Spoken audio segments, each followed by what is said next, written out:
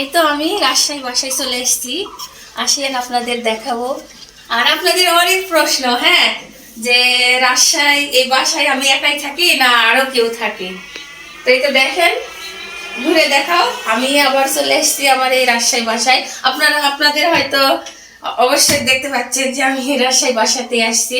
আমার এক ভিডিওতে আপনারা অনেক কমেন্ট করছেন যে আমি এই বাসায় একা থাকি না আমার সাথে কেউ থাকে, তো কি করি, আমি কি কাজ করি, বিভিন্ন ইত্যাদি ইত্যাদি কথা আপনারা প্রশ্ন করেন। আর ওই যে কালকে এক ভিডিওতে বলছিলাম মাংস কার জন্য রান্না করে নিয়ে যাচ্ছি আপনাদের সারপ্রাইজ। তো এই তো দেখেন মাংস রান্না করে নিয়ে আসছি।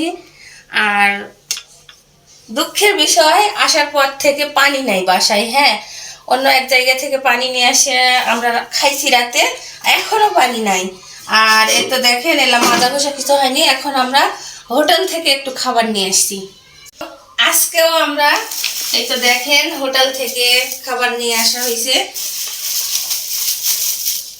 এই তো হোটেল থেকে খাবার নিয়ে আসছি, পরোটা আর এই তো ডালের ঘাটি, এইগুলো।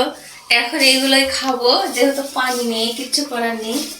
আর ভাড়া বাসা তো অনেক কষ্ট মনে হয়। তো অবশ্যই আপনাদের বলবো যে কার কাছে মানে আসছি এখানে, আর আমার এই বাসায় কে কে থাকে আর কি। বাসা তো আমারই। তো যাই হোক, আর এই তো মানে বাসায় আসলে সব গুছানো লাগে। হ্যাঁ, অনেকদিন পর পর আসি তো মানে সব এলোমেলো। এই তো দেখেন সব এলোমেলো। আর এই তো ফ্রিজের অবস্থাটাও একবারে খারাপ হয়ে আছে। আর সেই দিন বলছিলাম না যে আমার ফ্রিজে কিছু নেই, আজকে অবশ্য আমার ফ্রিজে আছে অনেক কিছুই। মাংস আছে, বড়ি রান্না করা আছে, আর এখানে তো ডিম আছে, কি মানে খাবার আছে আর কি আজকে।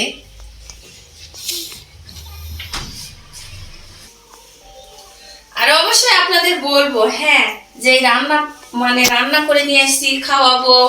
আর এই বাসাতে আমি মানে বাসাটা কি জন্য নিছি অবশ্যই বলবো। সবাই কিন্তু আমার মানে সাথেই থাকবেন আর কি, না বলা করবো না, অবশ্যই বলবো। তো আমার ভিডিওটা কেমন লাগলো অবশ্যই কমেন্টে জানাবেন।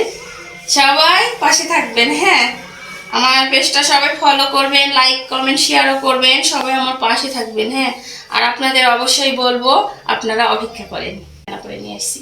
আল্লাহ হাফেজ।